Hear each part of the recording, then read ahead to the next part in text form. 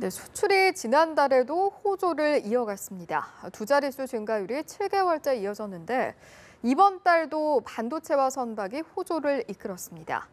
다만 사드 문제나 한미 FTA 개정 협상 같은 부담 요인도 있어 남은 하반기 수출에 영향을 미칠 가능성은 우려되는 요인입니다. 김보윤 기자입니다.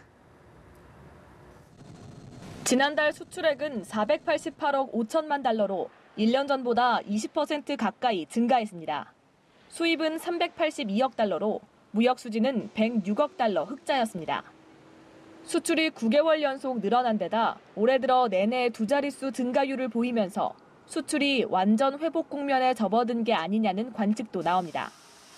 특히 반도체 수출은 사상 두 번째 실적을 기록했고 선박 수출액은 지난해보다 200% 넘게 증가하며 효자 노릇을 톡톡히 했습니다.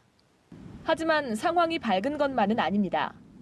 중국의 사드 보복이나 한미 자유무역협정 개정 협상처럼 수출의 발목을 잡을 현안이 쌓여 있기 때문입니다.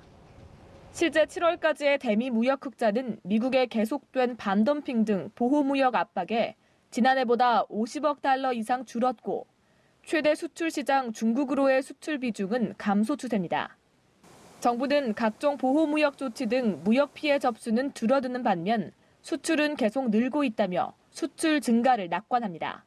기업들이 피해를 봤다고 저희한테 신고를 하는 건수는 아주 급격히 감소를 하고 있고 그래서 상당히 이제 기존에 있었던 그 흐름은 소강 상태라고.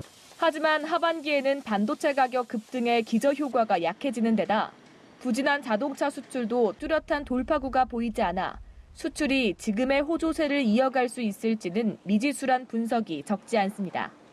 연합뉴스 TV 김보윤입니다.